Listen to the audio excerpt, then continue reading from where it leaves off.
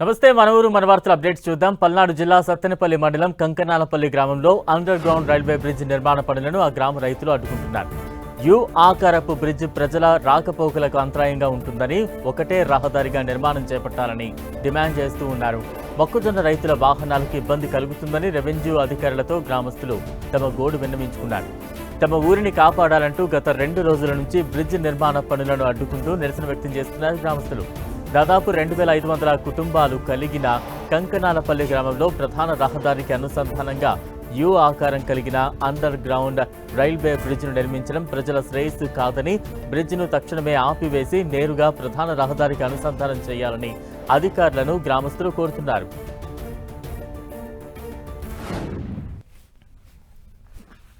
కంకనాలపల్లి గ్రామంలో 2500 మంది జనాభా, 1500 ఎకరాల వ్యవసాయ భూమి ఉన్నది. దీనికి సంబంధించినటువంటి పంటలు అమ్ముకోవాలన్నా ప్రధానంగా పత్తి, మిర్చి, వరి, మొక్కజొన్న వీటన్నిటికి సంబంధించిన పంటలు అమ్ముకోవాలంటే సత్తెనపల్లి రావాలా, గుంటూరు పోవాలా. దీనికి సంబంధించిన ప్రధాన రహదారి అదే. ఇక వరి కోత మిషన్లు రావాలన్నా, మొక్కజొన్న మిషన్లు రావాలన్నా కానీ చాలా ఇబ్బందులు ఉన్నటువంటి పరిస్థితి. ఈ ఆర్ఓబి నిర్మాణం స్ట్రైట్గా ప్రధాన రహదారి ఇప్పుడు గేటు ఏదైతే ఉందో ఆ గేటు మీదుగా నిర్మాణం చేయమని చెప్పి ఊరు తరపున, గ్రామ ప్రజల తరపున మేము అడుగుతా ఉన్నాం. నంద్యాల జిల్లా శ్రీశైలం నియోజకవర్గంలో రాజకీయ సమీకరణాలు వేగంగా మారుతున్నాయి. ఆత్మకూరు పట్టణంలో వైసీపీకి గట్టి ఎదురుదెబ్బ తగిలింది. కొత్తపేట 9వ వార్డుకు చెందిన వైసీపీ మాజీ కౌన్సిలర్ సుల్తాన్ తన అనుచరులు, కార్యకర్తలతో కలిసి అధికార టీడీపీలో చేరారు. స్థానిక శ్రీశైలం నియోజకవర్గ ఎమ్మెల్యే బుడ్డా రాజశేఖర్ రెడ్డి సమక్షంలో ఈ చేరికల కార్యక్రమం ఘనంగా జరిగింది. మాజీ కౌన్సిలర్ సుల్తాన్తో పాటు సుమారు 80 కుటుంబాల వారు టీడీపీ కండువా కప్పుకున్నారు. పార్టీలోకి వచ్చిన వారందరికీ ఎమ్మెల్యే బుడ్డా రాజశేఖర్ రెడ్డి పసుపు కండువాలు కప్పి సాదరంగా ఆహ్వానించారు. ముఖ్యమంత్రి చంద్రబాబు నాయుడు నేతృత్వంలోని కూటమి ప్రభుత్వం అందిస్తున్న సంక్షేమ పథకాలు, అలాగే నియోజకవర్గంలో ఎమ్మెల్యే బుడ్డా రాజశేఖర్ రెడ్డి వేగంగా చేపడుతున్న అభివృద్ధి పనులకు ఆకర్షితులయ్యే తాము తెలుగుదేశం పార్టీలో చేరినట్లు ఈ సందర్భంగా సుల్తాన్ స్పష్టం చేశారు. సుల్తాన్ రాకతో ఆత్మకూరు పట్టణంతో పాటు నియోజకవర్గంలో తెలుగుదేశం కేడర్లో సరికొత్త ఉత్సాహం నెలకొంది. నంద్యాల జిల్లా ఆత్మకూరులో సెల్ ఫోన్ దొంగ కోసం పోలీసులు ముమ్మరంగా గాలిస్తూ ఉన్నారు. శ్రీశైలం నుంచి ఆత్మకూరు వస్తున్న ఓ మహిళా ప్రయాణికురాలి ఫోన్ బస్సులో చోరీకి గురైంది. ఫోన్ పోయినట్లు గమనించిన బాధితురాలు వెంటనే ఆత్మకూరు పోలీస్ స్టేషన్ దగ్గర బస్సును ఆపించి పోలీసులకు సమాచారం అందించింది. బాధితురాలి ఫిర్యాదుతో రంగంలోకి దిగిన పోలీసులు స్టేషన్ ముందే బస్సును నిలిపివేసి ప్రయాణికులందరినీ క్షుణ్ణంగా తనిఖీ చేశారు. అయితే బస్సులో ఫోన్ ఆచూకీ లభించకపోవడంతో టెక్నికల్ టీం రంగంలోకి దిగింది. బాధితురాలి ఫోన్ నెంబర్ ద్వారా లొకేషన్ ట్రేస్ చేయగా అది దోర్నాల సమీపంలో ఉన్నట్లు చూపిస్తోంది. దీంతో పోలీసులు బస్సును అక్కడి నుంచి పంపివేసి ట్రేస్ అయిన లొకేషన్ ఆధారంగా దొంగను పట్టుకునేందుకు దర్యాప్తును ముమ్మరం చేశారు.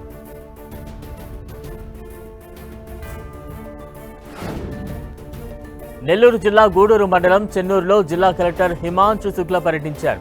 స్థానిక బాలికల జెడ్పీ హై స్కూల్ నందు కలర్ షైన్ పరిశ్రమ సిఎస్ఆర్ నిధుల నుంచి 41 లక్షల రూపాయలతో నిర్మించిన నూతన అదనపు గదులను కలెక్టర్ ప్రారంభించారు. ఈ సందర్భంగా కలెక్టర్ మాట్లాడుతూ జిల్లాల్లో పలు అభివృద్ధి పనులు వేగంగా జరుగుతున్నాయని పేర్కొన్నారు. పాఠశాల అభివృద్ధికి పరిశ్రమ నిధులు కేటాయించడాన్ని అభినందించారు. జిల్లాలో మంత్రి నారాయణ ఆధ్వర్యంలో పలు పాఠశాలల్లో అభివృద్ధి చేస్తున్నామని, విద్యా వ్యవస్థ అభివృద్ధిపై ప్రభుత్వం పూర్తిస్థాయి దృష్టి పెట్టిందని తెలిపారు. శ్రద్ధగా చదివి ఉన్నత స్థాయికి ఎదగాలని విద్యార్థినులకు సూచించారు.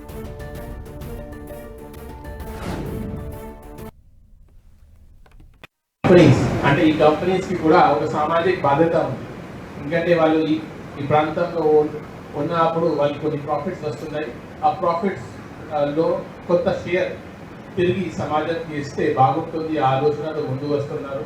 ఇప్పుడు ఈ మధ్యలో మీకు ఆల్రెడీ విని ఉంటారు, నెల్లూరు మున్సిపల్ కార్పొరేషన్ పరిధిలో నారాయణ గారి నేపథ్యంలో 15 స్కూల్స్ ఈరోజు ఇలా జరిగింది. చాలా హై ఎండ్ లో ఆల్మోస్ట్ 200 కోట్లు ఖర్చు చేసుకొని అక్కడ డెవలప్మెంట్ జరుగుతుంది. నెల్లూరు జిల్లా పొదలకూరు పోలీస్ స్టేషన్ నూతన ఎస్ఐగా శివ రాకేష్ ఇవాళ బాధ్యతలు స్వీకరించారు. ఇంతవరకు పొదలకూరులో విధులు నిర్వహించిన ఎస్ఐ హనీఫ్ సాధారణ బదిలీలో భాగంగా మనుబోలు పోలీస్ స్టేషన్కు బదిలయ్యారు. ఆయన స్థానంలో మనుబోలు పోలీస్ స్టేషన్లో ఎస్ఐగా పనిచేసిన శివ రాకేష్ ను ప్రభుత్వం పొదలకూరుకు నియమించింది.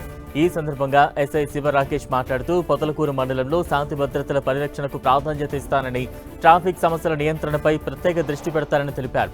ఎస్పీ, డీఎస్పీ సూచనలతో మహిళల భద్రతకు ప్రథమ ప్రాధాన్యత ఇస్తామని, ప్రజలకు అందుబాటులో ఉండి వారి సమస్యలను పరిష్కరించేందుకు కృషి చేస్తానని, చట్టవిరుద్ధ కార్యకలాపాలను ఉపేక్షించబోమని స్పష్టం చేశారు.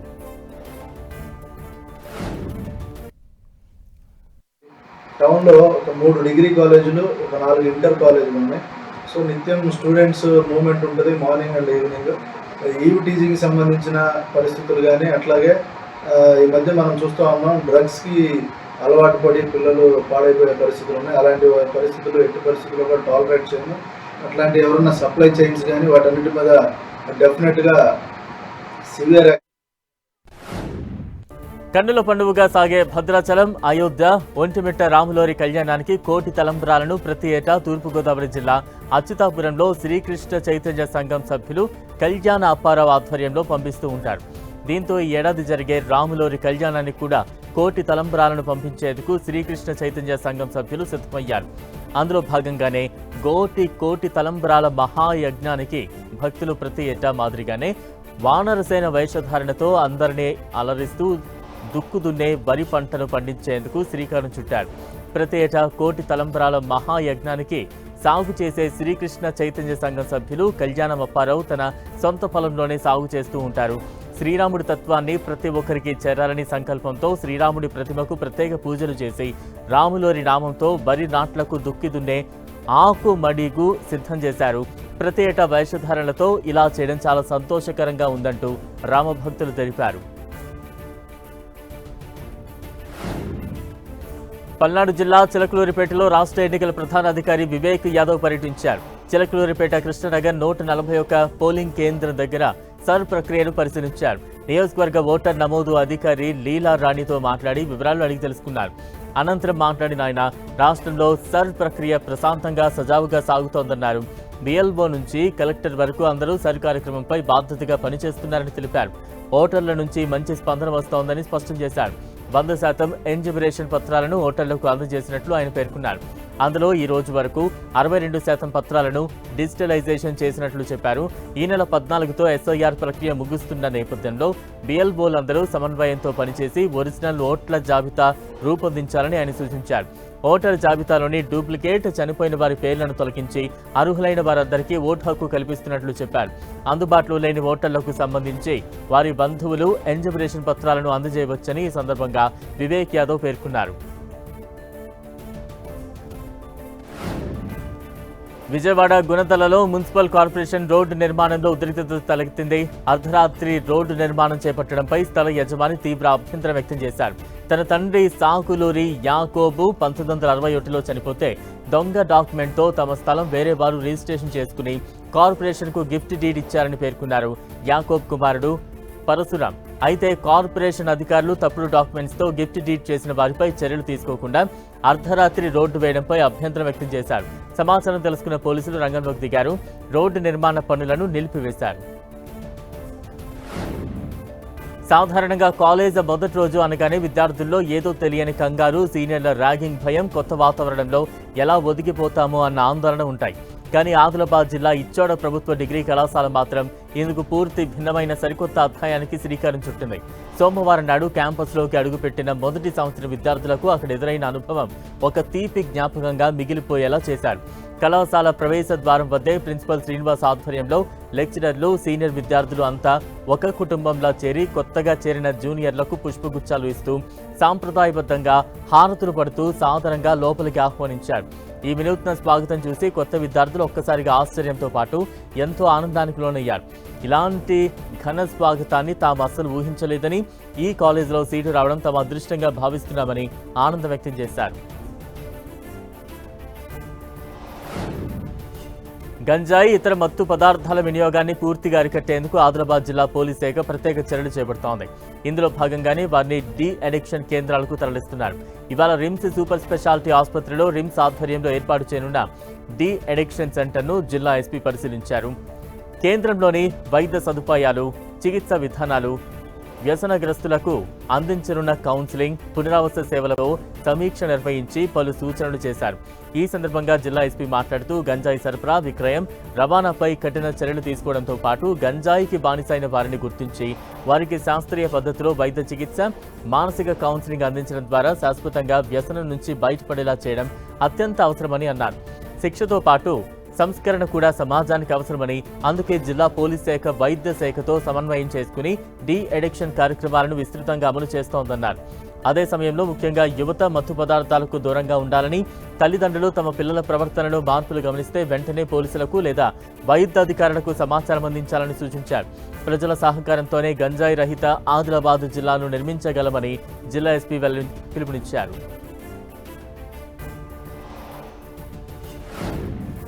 వికారాబాద్ జిల్లా పరిగి పట్టణంలో నిషేధిత గుట్కా, హుక్కా విక్రయదారులపై పోలీసులు ఉక్కుపాదం మోపారు. పరిగి డీఎస్పీ శ్రీనివాస్ ఆధ్వర్యంలో పోలీసు బృందాలు పట్టణంలోని పలు పాన్ షాపులపై ఏకకాలంలో ఆకస్మిక తనిఖీలు నిర్వహించారు. ఈ తనిఖీల్లో నిషేధిత గుట్కా, పాన్ మసాలా ప్యాకెట్లను స్వాధీనం చేసుకున్నారు.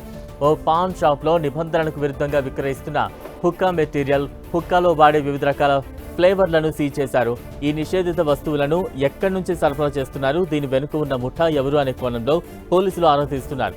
లాభాల కోసం యువతను చెడు మార్గంలోకి నెట్టే ఇలాంటి అక్రమ వ్యాపారులపై కఠిన చట్టపరమైన చర్యలు తీసుకుంటామని డీఎస్పీ హెచ్చరించారు.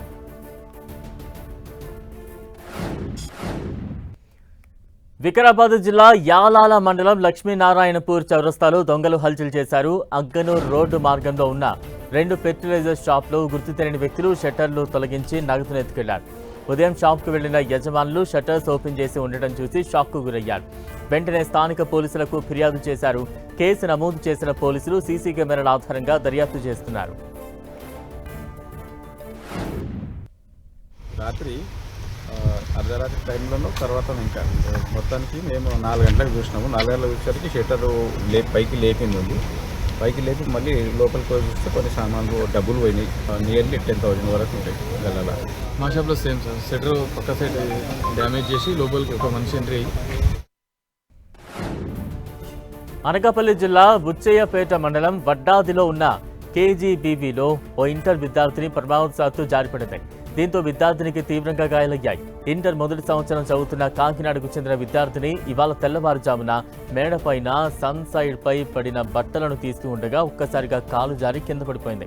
దీంతో విద్యార్థినికి తలకు బలమైన గాయమైంది. వెంటనే కేజీబీవీ సిబ్బంది ఆ యువతిని అంబులెన్స్లో అనకాపల్లి ఎన్టీఆర్ ఆసుపత్రికి తరలించారు.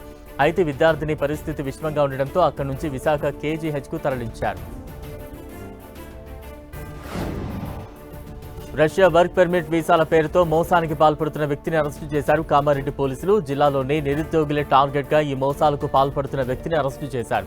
విదేశీ ఉద్యోగాల పేరుతో యువకులకు ఎరవేసి రష్యా వీసాల పేరుతో బాధితుల నుంచి 9.37 లక్షల రూపాయలు వసూలు చేసిన వెంకటయ్యను పోలీసులు అరెస్టు చేసి రిమాండ్కు తరలించారు. నిందితుడి దగ్గర నుంచి 45,000 రూపాయల నగదు, 3 పాస్పోర్ట్లు, ఓ బైక్, మొబైల్ ఫోన్ను స్వాధీనం చేసుకున్నారు పోలీసులు. ఎలాంటి మ్యాన్ పవర్ కన్సల్టెన్సీ లైసెన్స్ లేకున్నా కూడా 4 వ్యక్తుల దగ్గర 9,37,000 రూపాయలు మరియు 4 పాస్పోర్ట్లు తీసుకొని రష్యాకు చాక్లెట్ కంపెనీలో వర్క్ వీసా ఇప్పిస్తానని చెప్పి మోసం చేశారు. అనంతపురం జిల్లా రాప్తాడు మండలంలో మార్కెట్ యార్డ్ నిర్మాణం కోసం కేటాయించిన స్థలాన్ని market yard chairman Sudhakar Chowdary, endowment EO Ramanjaneyulu పరిశీలించారు. సంబంధిత అధికారులతో అభివృద్ధి పనులపై చర్చించారు. ఈ సందర్భంగా market yard chairman Sudhakar Chowdary, TDP మండల కన్వీనర్ పంపు కొండప్ప మాట్లాడుతూ రాప్తాడు మండల రైతులు చాలా కాలంగా మార్కెటింగ్ సమస్యలను ఎదుర్కొంటున్నారని తెలిపారు. ఈ సమస్యలను ఎమ్మెల్యే పరిటాల సునీత దృష్టికి తీసుకెళ్లడంతో ప్రభుత్వం దేవాదాయ శాఖకు చెందిన భూమిని మార్కెట్ యార్డ్ కోసం కేటాయించే ప్రక్రియను ప్రారంభించిందని చెప్పారు. మార్కెట్ యార్డ్ ఏర్పాటుతో రైతులకు తమ వ్యవసాయ ఉత్పత్తులకు గిట్టుబాటు ధరలు లభించడంతో పాటు పంటల కొనుగోలు, విక్రయాలకు అవసరమైన సౌకర్యాలు ఒకే చోట అందుబాటులోకి వస్తాయని పేర్కొన్నారు. దీంతో రాప్తాడు ప్రాంత వ్యవసాయ అభివృద్ధికి కొత్త ఊపు వస్తుందని ఆశాభావం వ్యక్తం చేశారు. ఎస్సీ వర్గీకరణ కోసం అమరులైన మాదిగలకు నివాళులు అర్పించారు మాదిగ మహాశక్తి వ్యవస్థాపకులు, మాజీ మంత్రి మోత్కుపల్లి నరసింహులు.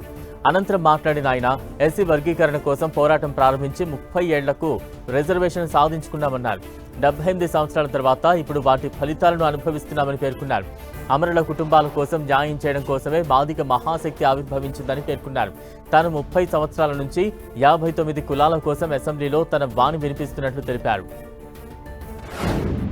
వాళ్ళ రక్త తర్పణం వల్ల మరి వాళ్ళ వర్గీకరణ సాధ్యమై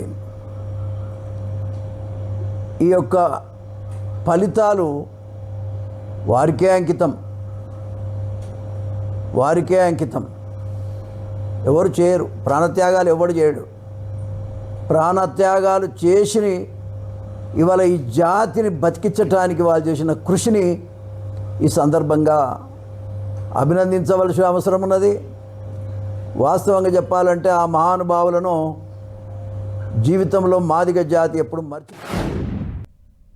చట్టవిరుద్ధంగా ఎస్టీ జాబితాలో కొనసాగుతున్న లంబాడాలను ఎస్టీ జాబితా నుంచి తొలగించాలని తుడుందెబ్బ రాష్ట్ర అధ్యక్షుడు గణేష్ డిమాండ్ చేశారు. ఈ నెల 9న హైదరాబాద్లో నిర్వహించనున్న మహాధర్నా కరపత్రాలను మావలలో ఆయన ఆవిష్కరించారు. రాష్ట్ర వ్యాప్తంగా ఆదివాసీలు సాగు చేస్తున్న అటవీ భూములకు హక్కు పత్రాలు జారీ చేయాలని, అలాగే 1/70 పెసా చట్టాలను పగడ్బందీగా అమలు చేయాలని డిమాండ్ చేశారు. సమస్యలు ఏవైతున్నాయో ఆదివాసీ సమస్యలు వాటన్నిటినీ తెలంగాణ రాష్ట్ర ప్రభుత్వము వెంటనే పరిష్కరించాలని తదితర డిమాండ్లతోటి 9వ తారీఖు నాడు మహాధర్నాను చేపట్టడం జరిగింది. కాబట్టి దీనికి తెలంగాణ రాష్ట్రంలో ఉన్నటువంటి ఆదివాసీ ప్రజలు, ప్రజాస్వామికవాదులు, మేధావులు, విద్యార్థులు, కార్మికులు, మహిళలు అందరూ కూడా పెద్ద ఎత్తున తరలివచ్చి ఆ యొక్క మహాధర్నాను విజయవంతం చేయాలని ఆదివాసీ హక్కుల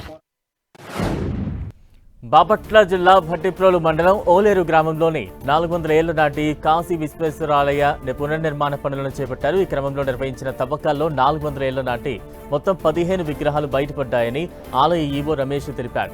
అందులో ఆల్వార్లు, లక్ష్మీదేవి, లక్ష్మీ నరసింహస్వామి, విశ్వక్షేణ విగ్రహాలున్నాయని వెల్లడించారు. పురాతన విగ్రహాలను దర్శించుకునేందుకు భక్తులు పెద్ద ఎత్తున తరలివస్తున్నారని ఆలయ పూజారి తెలిపారు. అత్యంతమైనటువంటి పురాతనమైనటువంటి శ్రీ గంగా అన్నపూర్ణాంబిక సమేత కాశీ విశ్వేశ్వర స్వామి వారి యొక్క దేవస్థానం యొక్క ఆలయ పునర్నిర్మాణ కార్యక్రమంలో భాగంగా ఈ ఆగ్నేయ మూల తవ్వటం జరిగింది. ఆ తవ్వకాల్లో ఒక సుమారు 15 విగ్రహాలని లభ్యమైనాయి. అందులో 12 ఆళ్వారి విగ్రహాలు, అలాగే లక్ష్మీ నరసింహస్వామి, అమ్మవారి విగ్రహం, వైకుంఠ నారాయణ స్వామి వారి యొక్క విగ్రహాలు లభ్యమవడం జరిగింది. ఆ 15 విగ్రహాల్లో 3 విగ్రహాలు భిన్నంగా ఉన్నాయి, మిగతావన్నీ కూడా బాగున్నాయి. ఈ దేవాలయం సుమారు 300 సంవత్సరాల క్రితం నుంచి ఈ ప్రాంతంలో ఈ యొక్క స్వామివారి. సినీ నటుడు ప్రకాష్ రాజ్పై బీజేపీ జాతీయ కౌన్సిల్ సభ్యుడు విష్ణువర్ధన్ రెడ్డి కదిరి పోలీస్ స్టేషన్లో ఫిర్యాదు చేశారు. అనంతరం ఆయన మీడియాతో మాట్లాడిన ఆయన ప్రకాష్ రాజ్ రాష్ట్ర ప్రభుత్వంపై నిరంతర విమర్శలు చేయడంతో పాటు హిందువులు, శ్రీరాముడు దేవాలయాలపై వివాదాస్పద వ్యాఖ్యలు చేస్తున్నారని ఆరోపించారు. సామాజిక మాధ్యమాల వేదికగా కుల మత విద్వేషాలను రెచ్చగొట్టే విధంగా ఆయన వ్యవహరిస్తున్నారని విష్ణువర్ధన్ రెడ్డి పేర్కొన్నారు. హిందూ సమాజం, దేవాలయాలు దేశ ప్రయోజనాలకు వ్యతిరేకంగా మాట్లాడే వ్యక్తులకు ఎందుకు మద్దతు ఇస్తున్నారో ప్రజలకు సమాధానం చెప్పాలని డిమాండ్ చేశారు. ప్రకాష్ రాజ్పై తాను ఇచ్చిన ఫిర్యాదును చట్టపరంగా విచారించి వాస్తవాలు పరిశీలించి అవసరమైన చర్యలు తీసుకోవాలని కదిరి పోలీసులను విష్ణువర్ధన్ రెడ్డి కోరారు.